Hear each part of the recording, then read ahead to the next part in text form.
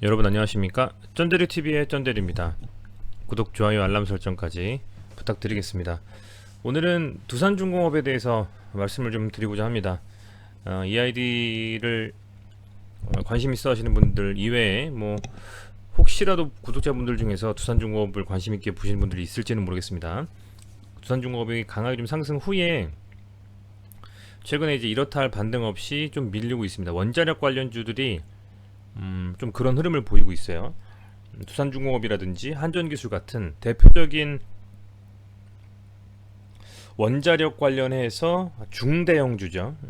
그런 종목들이 좀 조정 국면에서 힘을 좀 못 쓰고 있습니다. 근데 이 시점에서 말씀드리는 것은 중요하게 좀 생각이 돼서입니다. 이 원자력 관련되어져 있는 주식들은 당장에 아주 강한 슈팅으로 지난번 7월 6월쯤에서 나온 급격한 급등은 없을 수 있으나 좀 중장기적으로 보면 해볼 만한 정말 종목들이 아닌가라는 좀 생각을 지울 수가 없습니다. 그래서 그런 부분들이 있어서는 여러분들과 함께 생각을 공유하고 또 댓글을 통해서 여러분들의 그 인사이트를 저도 좀 보면서 배우고 싶기도 하고요. 좀 그래서 말씀을 좀 드리는 겁니다. 우선은 보시는 그 이데일리 기사에 따르면 6년 레이 최고가 뮤노리 우라늄 친환경 100도로 변신 이렇게 나왔습니다. 원자력 발전을 하기 위해서는 우라늄 그리고 플루토늄 그리고 토륨 요런 그 소위 말하는 그 핵분열 원료들이 방사선 사실은 원소라고 좀 동위원소라고 표현을 하는데요. 그 중에서도 이제 가장 그 적합한 게 발전하는 데 있어서 적합한 것은 바로 우라늄입니다. 그래서 우라늄을 주목해서 볼 필요가 있어요.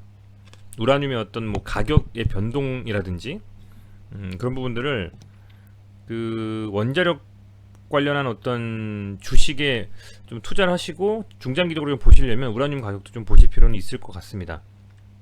그런데 마침 또 이런 기사가 나왔어요. 이 우라늄 가격이 지금 현재 급등을 하고 있다. 그죠? 급등을 하고 있다. 보시면 미국의 애널리스트는 최근 우라늄 가격 급등을 두고 이같이 평가했다. 뭐라고 평가했냐면 최근 우라늄 시장에서 흥미로운 가격 움직임과 근본적인 변화가 있지만 대부분의 사람들은 관심을 갖지 않는 것 같다. 그래서 쭉 내용이 있지만 그러나 일본 후쿠시마 원전 사고 이후 우라늄 가격은 생산에 드는 비용보다도 낮은 수준에 머물러 있는 등 원자력 둘러싼 투자 주의보는 여전하다 되어 있고요. 현재 가격이 1위하기보다는 향후 인류가 온실가스 순배출을 제로로 만든다는 넷제로로 가는 과정에서 원자력이 부상할지 등을 판단하는 게 투자에 도움이 될 것이다. 요즘에 좀 갑론을박이 있습니다. 탄소 제로, 저탄소 그죠? 신재생 에너지를 통해서 탄소 중립 이런 이슈가 우리나라에서도 아주 정부 차원에서 급격하게 드라이브를 좀 걸고 있는데요. 그렇다 보니까 그런 소위 말하는 풍력, 태양력, 특히 태양력을 많이 좀 사용하려고 하는 것 같은데 그런 신재생에너지, 친환경에너지를 활용해서 탄소에서 그동안에 만들어냈던 에너지를 대체할 수 있을까에 대한 것들을 좀 인터넷을 통해서 혹은 유튜브, 블로그를 통해 찾아보시면 그게 쉽지 않다는 걸 아실 수 있을 겁니다. 그래서 꼭 원자력이 필요하다는 그런 의견을 제시하는 게 정치적으로 따져보면 야당이고요. 그럼에도 불구하고 현재 정부의 기조를 좀 밀고 나가겠다. 추가적인 원전에 대한 건설은 없지만 그동안 있었던 건 가동하겠다라고 하는 이재명 그 경기도지사의 의견도 물론 있지만 특히 이제 여당 쪽에서는 원전은 탈원전 소위 말하는 올스탑 하겠다라는 게 여전히 좀 공통적인 의견인 것 같습니다. 사실은 지금 이제 여기 나와 있지만 우라늄 가격이 2015년 4월 1일이고 가장 높다. 저희가 직접적으로 투자하고 이렇게 할 수 있는 우라늄에 대한 찾아보니까 이거는 볼 수는 있어요. 인베스팅닷컴에서 우라늄 선물 가격의 변동은 알 수는 있습니다. 최근에 우라늄의 금액이 급격하게 좀 급등을 했어요. 급격하게 급등했습니다. 8월 한 16일, 17일부터 한번 쭉 뺐다가 굉장히 좀 가파르게 이 우라늄 가격이 상승을 했습니다. 5년 정도로 볼까요? 보시면 2010년 17년, 18년, 19년에도 큰 변동폭이 없다가 2021년이 되면서 우라늄이 급격하게 늘어난다라는 것은 뭐 많은 것을 시사해 주는 것 같아요. 많은 것을 시사해 주는 것 같다. 이 어찌됐건 가격이 급등한다라는 것은 구하기 어렵고, 그죠? 원전이라는 것을 어쨌든 수요 공급의 법칙에 따르면 수요가 많은데 공급이 부족하거나, 그죠? 뭐 그런 부분이 있어서 가장 사실은 뭐랄까요, 큰 영향을 좀 받는다라고 좀 생각을 하고 있는데, 우라늄 광산에 대해서도 살펴보면 뭐 현재 이제 우라늄 광산 업체들 글로벌적으로 좀 이제 살펴보니까 카자흐스탄에 있는 카자톰프롬이라는 회사가 그 전 세계 생산량의 한 22% 정도 점유하고 있는 것 같습니다. 그다음에 프랑스, 뭐 캐나다, 프랑스의 오라노, 캐나다의 뭐 까메코, 러시아의 우라늄 원, 뭐 이런 회사들 쭉 제가 좀 리서치한 걸 좀 봤는데, 그런 어쨌든 뭐 이런 광산 업체들이 급격하게 후쿠시마 사태 이후 2011년부터 금액이 계속 우라늄 ETF가 쭉 빠져가지고요. 14년, 16년, 18년 계속 그 가격을 하방권에서 유지를 하다가 최근 들어서 최근 1년 새 한 2배 정도 상승이 됐습니다. 이게 아마도 그 코로나19에 따른 공급 차질에 대한 부분과 우라늄 수요에 대한 회복에 대한 어떤 투기적인 그 수요가 겹치면서 현재 우라늄이 2배 정도 상승을 했고, 그게 이제 선물로서도 나타나고 있는 상황입니다. 우리가 직접적으로 우라늄에 투자하기는 쉽지가 않아요. 우라늄이 뭐 물론 우라늄에 관련되어져 있는 이 회사들, 에너지 피얼 이라는 요 회사하고요. 여기 지금 뭐 일봉상으로 보면 다시 한번 이렇게 쌍바닥 만들고 올라오고 있는 상황이고, 또 제가 찾아보니까 아까 말씀드린 2019년 기준으로 그 글로벌 우라늄 강산업체 중에서의 점유율 9% 정도를 하고 있었던 이 까메코라는 업체도 우라늄의 상승과 함께 쌍바닥 만들고 강하게 좀 상승해주는 상황이에요. 그만큼 우라늄이 굉장히 좀 이슈화가 되고 있는 상황입니다. 글로벌적으로는. 근데 참 희한하죠. 우라늄뿐만 아니라 우리나라에서도 이 원전 관련되어져 있는 주식들이 상당히 좀 강하게 갔었죠. 정부 정책과 테마성과 엮여가지고요. 자, 그랬는데 이렇습니다. 이 두산중공업이라는 종목을 어찌 보면 볼 때 현재 이벤트적인 이슈적인 요소들이 상당히 좀 많이 주가에 좀 반영이 됐어요. 이 구간대에서 상당히 좀 죄송합니다.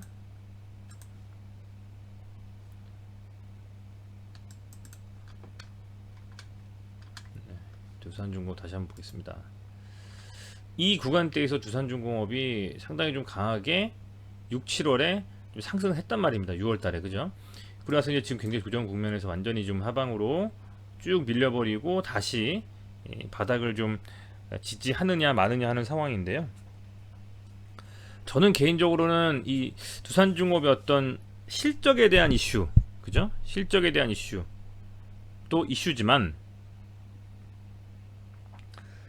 이 정치적인 요소를 뺄 수 없다. 지금 뭐 이 두산중공업 같은 경우에는 특히 이 소형 원전 SMR과 이슈가 엮이면서 상당히 좀 시장에서 주목을 받았는데, SMR도 SMR인데요. SMR이 당장 그 어떤 뭐랄까요, 그 기술이 상용화된 소위 말하는 그 바로 좀 개발이 돼가지고 시중에 막 이렇게 우리가 아주 정말 뭐 눈에 띌 정도로 활용할 수 있고 그러기엔 좀 시간이 좀 걸리는 상황이라고 제가 알고 있습니다. SMR 같은 경우에는 뭐 거의 뉴스케일이라든지, 그죠? 롤스로이스, 그리고 뭐 SNC 라발린의 거예요. 라벨린이라고 하는 회사가 있는 것 같고요. 캐나다에. 프랑스에는 프라마톰이라는 회사가 있고요. 개발사 중에서 우리나라의 개발사는 한전기술이 있습니다. 그리고 제조사, SMR 원전 제조사는 우리나라에는 이제 두산중공업이 있는데, 차세대 기술인 이 SMR 같은 경우에는 실질적으로 이 대표적으로 뉴스케일이라는 업체가 있는데 그 업체가 2029년에나 첫 번째 모듈 가동을 목표로 하고 있기 때문에 상당히 좀 기간이 있습니다. 실제로 이제 가동이 된다라고 하면 가정을 하면. 그래서 아마도 아실 겁니다. 두산중공업 관심 있으신 분들은 뉴스케일에다가 500억 정도 지분 투자하고 부품 공급 MOU를 맺은 바 있다는 걸 아마 아실 거고요. 그런 이슈들로 상당히 좀 두산중공업이 SMR 관련해서 갔는데 지금 상황에서는 그렇습니다. 뭐 SMR도 SMR이고 뭐 뉴스케일이라든지 이런 업체하고 또 조인해가지고 최근에 기사도 나왔지 않습니까? 이제 그런 부분들도 또 이슈화가 됐고 또 실적에 대한 어떤 개선 가능성에 대한 부분들도 상당히 이슈화가 됐는데 앞으로는 그럼 두산중공업이 그러면 그렇게 갈 수 있는 뭔가 모멘텀이 있느냐라고 봤을 때 기본적으로 이 앞서 말씀드린 우라늄에 대한 가격 상승이 저는 아마도 이 탈탄소 탄소 중립 그죠? 뭐 친환경 에너지로서 이 탄소에 대한 부분들을 대체한다라는 그런 이슈가 점점 시간이 지나고 상용화되고 계속 시장에 노출이 되면 노출이 될수록 더욱더 이 두산중공업과 같은 두산중공업은 대표적으로 SMR 관련주로서 지금 엮여서 사실 흐름을 좀 좋게 가져갔었는데요. 그런 이슈들이 계속적으로 좀 부각이 될 수밖에는 없지 않을까 생각이 좀 됩니다. 생각이 좀 되고 아울러서 이제 두산중공업 같은 경우에는 원자력만 가지고 이 두산중공업이 매출액을 구성하는 게 아닙니다. 원자력이 한 23% 정도 되고요. 석탄이 한 42%, 그리고 수처리 및 담수가 한 6%, 신재생 뭐 1%, 건설이 한 8% 됩니다. 그래서 두산중공업은 소위 말하는 원자력도 원자력이지만 이 수처리 및 담수라든지 신재생 에너지도 10% 언더로 포션을 좀 가지고 있는 매출이 그 정도가 되는 또 회사기 때문에 앞으로 이 친환경이다, 뭐 저탄소, 뭐 탈탄소다 하는 그런 이슈가 시장에서 부각되면 부각될수록 대장주로서의 역할을 할 수 있는 가능성이 높다라는 생각이 좀 듭니다. 물론 주가의 탄력성은 이 두산중공업이라는 회사 자체가 조금은 뭐 시가총액이 좀 적은 회사들과 비교했을 때는 변동성이 좀 변동폭이 적을 수는 있습니다만 이 두산중공업의 어떤 차트상의 흐름이라든지 이슈가 되는 어떤 그런 수급이라든지 그런 것들을 살펴보면 이 원전 관련주들에 있어서는 흐름이 대장주로서 얘가 바로미터가 될 수 있는 하나의 뭐랄까요, 원탑의 어떤 위치에 놓일 수 있지 않을까 라는 좀 생각을 하거든요.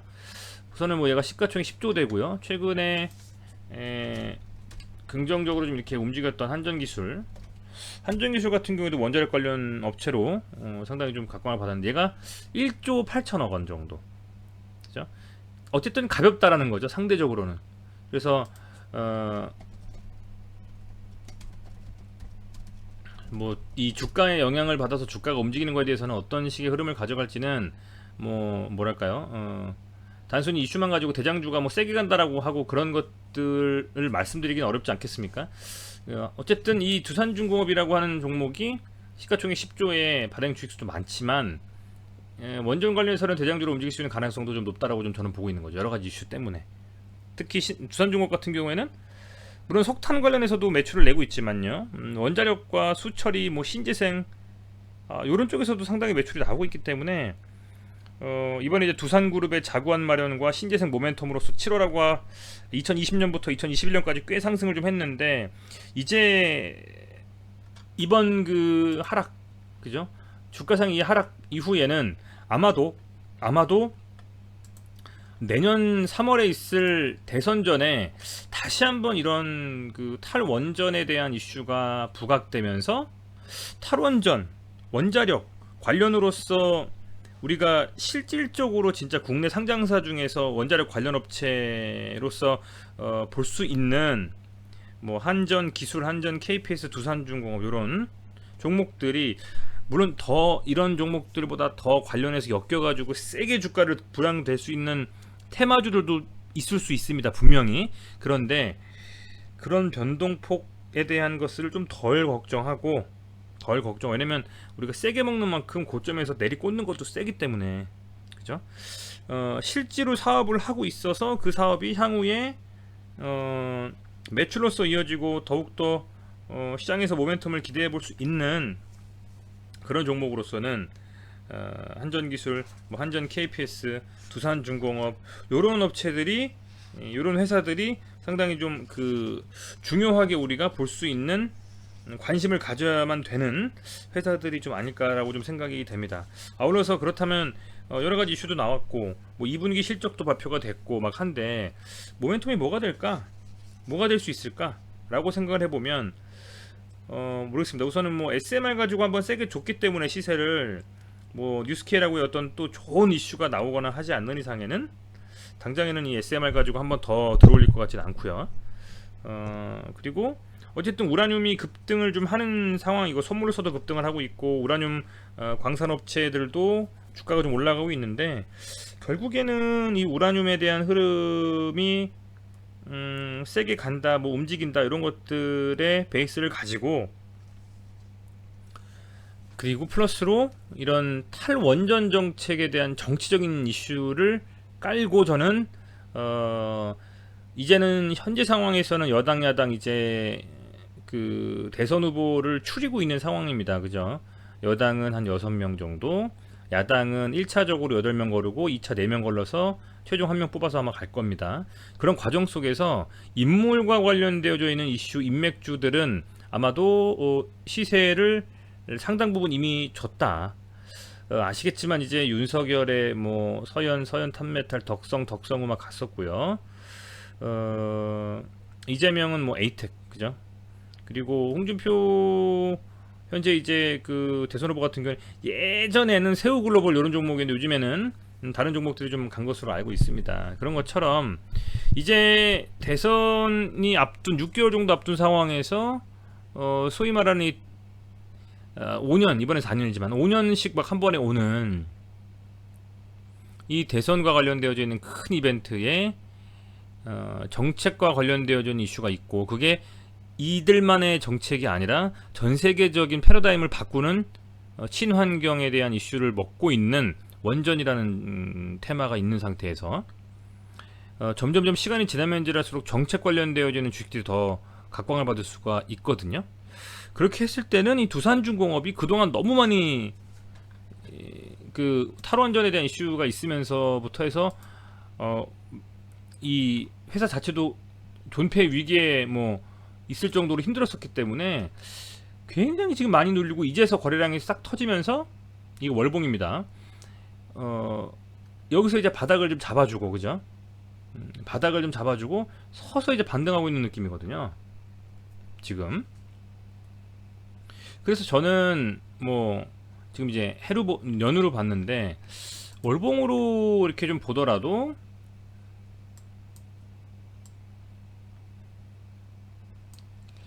제 개인적인 생각으로는 이 두산중공업이라는 종목이 물론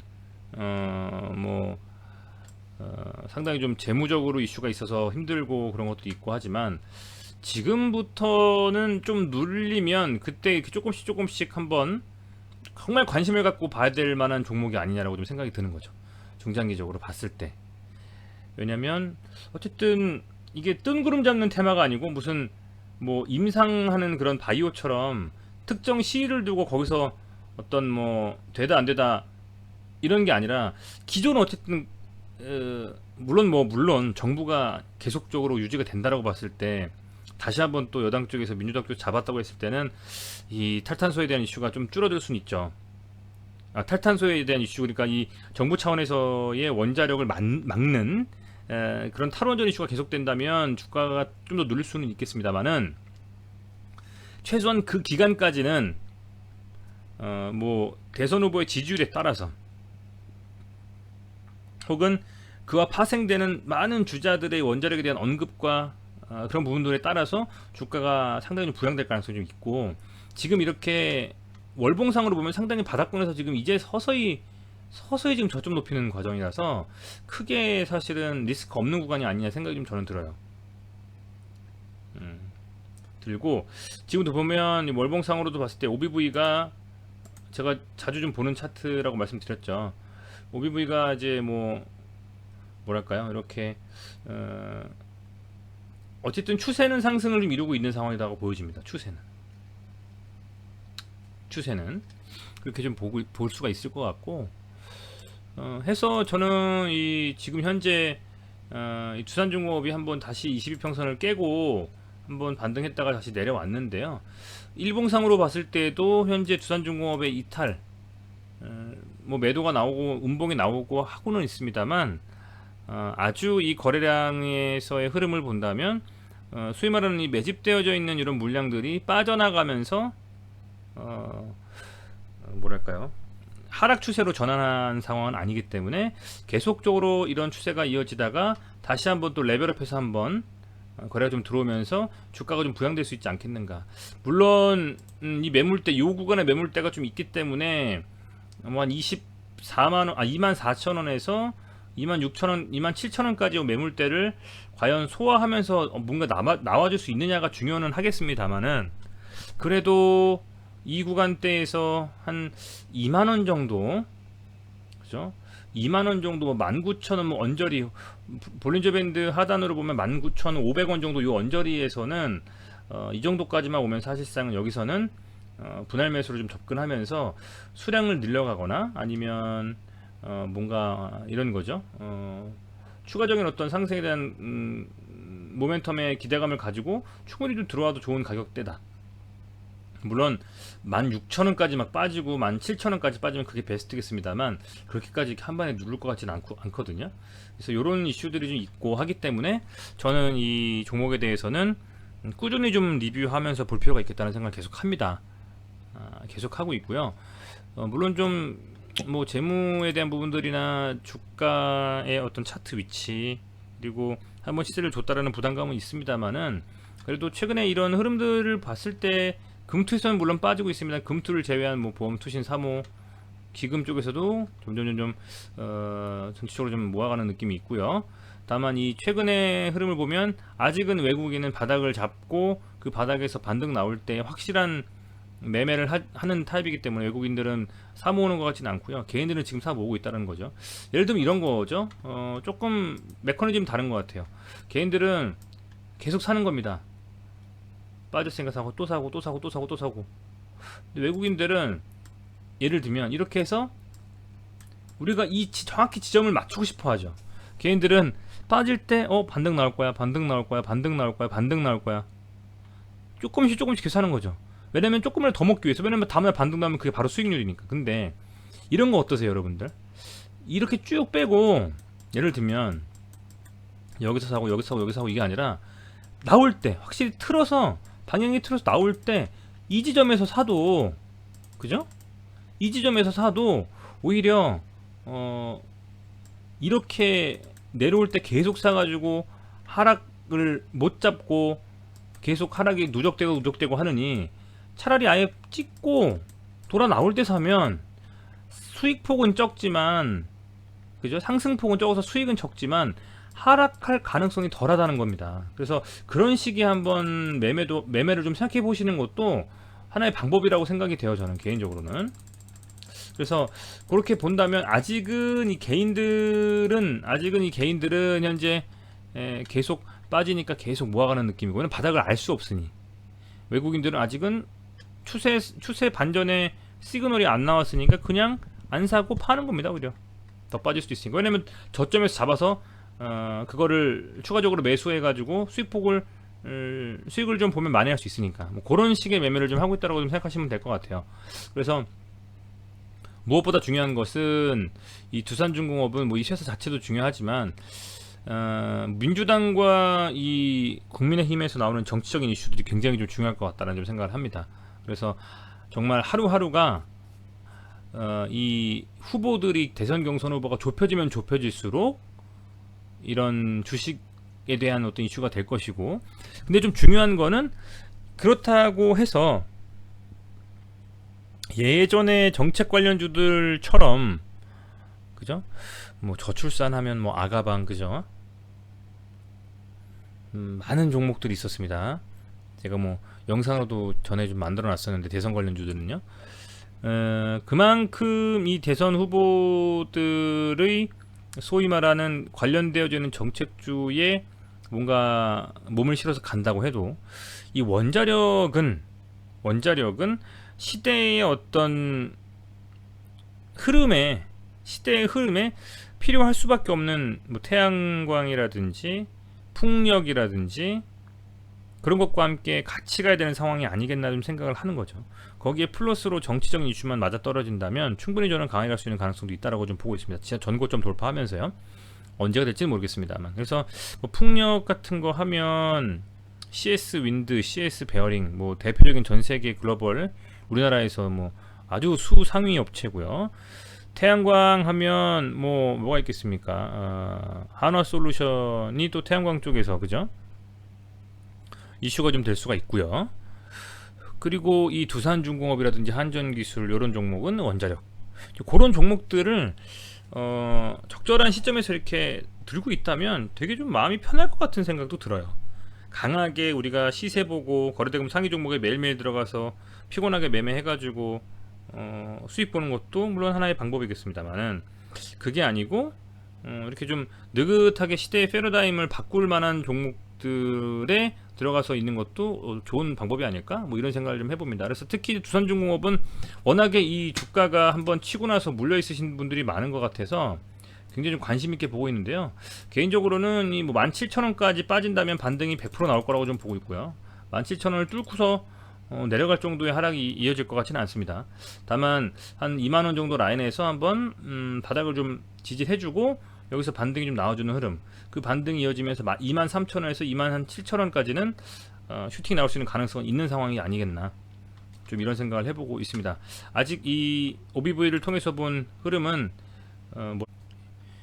이 매집에 대한 부분들이 개인적으로는 이탈 없이 꾸준히 이루어지고 있는 것이 아니냐. 급격한 하락에도 OBV는 빠지지 않고 있잖아요. 보시면 그죠? 그래서 이런 식의 어떤 레벨업의 움직임을 좀 가져갈 수도 있지 않나. 저는 조금 그렇게 좀 보면서요. 이 두산중공업은 긍정적인 좀 흐름이 계속적으로 이어질 가능성이 높다라고 좀 보고 있습니다. 그래서 물론 뭐 정치적인 이슈까지 붙어서 정말 탈원전에 대한 것을 복구시키는 정책을 추구하는 어떤 그 대선 주자들이 실제로 대통령이 된다면 그게 가장 베스트겠지만 주가에 있어서는요, 제 정치적인 성향과는 다르게 그렇지만 그게 아니더라도 아주 주목해볼 만한 상황인 것은 맞지 않을까? 뭐 이렇게 개인적으로 좀 말씀을 드렸습니다. 네, 어찌됐건 그런 생각을 좀 말씀을 드려봤고요. 현대도 지금 보면 OBV 차트로도 뭐 세력의 이탈이라든지 매집의 어떤 매도 물량들이 많이 쏟아지거나 그런 것도 없고 흔들흔들하면서 가기는 하겠습니다만 충분히 좀 저는 이 구간만 좀 넘어가면 확실하게 좀 쌍바닥 만들고 2만원 정도에서 바닥 지지만 좀 해주면 반등의 흐름으로 나올 수 있지 않을까 좀 기대를 해보고 있는 상황이라서요. 그런 부분들 좀 감안하셔가지고 한번 지켜보신다면 좋은 흐름 나오지 않을까, 이렇게 좀 생각을 해보고 있습니다. 네, 시청해주셔서 감사드리고요. 두산중공업 관련해서는 이제 EID와 함께 좀 꾸준히 리뷰를 하면서 말씀을 한번 드려보도록 하겠습니다. 네, 다시 한번 시청해주셔서 감사드리고요. 좋아요, 구독 꼭 좀 부탁드리고요. 두산중공업 관련해서 좋은 의견들 댓글로 남겨주시면 저 참고해서 여러가지 저도 투자하거나 생각하거나 하는 데 있어서 많은 도움받도록 하겠습니다. 감사합니다.